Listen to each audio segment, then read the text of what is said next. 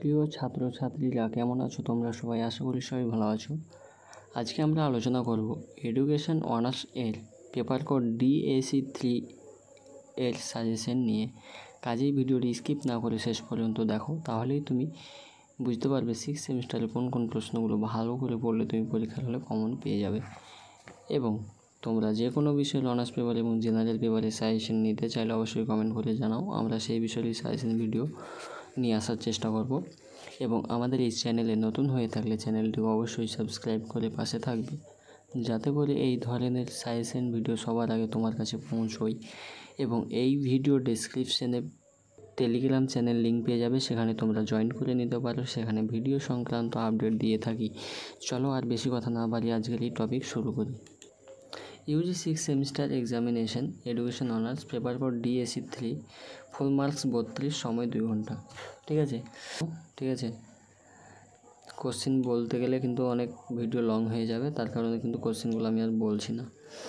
দেখো, 2 মার্কের তোমাদের 4টা অ্যান্সার দিতে হবে।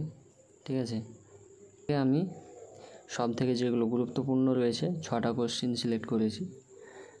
এই 6টা প্রশ্ন কিন্তু খুবই গুরুত্বপূর্ণ রয়েছে DAC3 থেকে, এডুকেশন অনার্স DAC3 থেকে।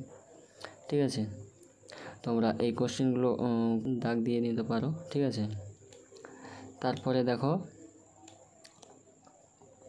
4 মার্কের তোমাদের 4টা কোশ্চেনের অ্যান্সার দিতে হবে।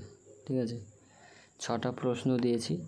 এই 6টা প্রশ্ন খুবই গুরুত্বপূর্ণ রয়েছে, কাজেই তোমরা এই প্রশ্ন মিস করবে না, অবশ্যই পড়ে নেবে। ঠিক আছে, এবং 3 নম্বর থেকে দেখো তোমাদের, ঠিক আছে, এখানে তোমাদের 2টা প্রশ্ন থাকবে, তোমাদের 2টার মধ্যে যে কোনো একটা করতে হবে। ঠিক আছে, তো সাজেশনে আমি তোমাদের 4টা প্রশ্ন দিয়েছি।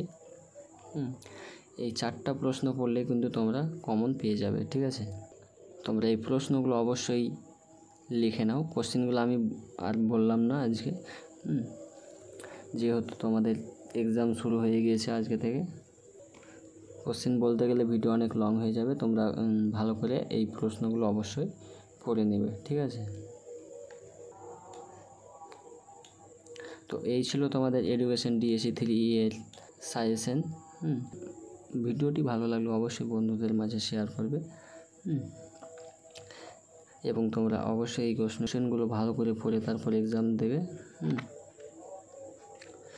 তো আজকের ভিডিও এই পর্যন্তই, আমরা পরবর্তী ভিডিও নিয়ে আবারও আসবো। সবাই ভালো করে পড়ে তারপরে এক্সাম দাও। সবাই ভালো থেকো, সুস্থ থেকো।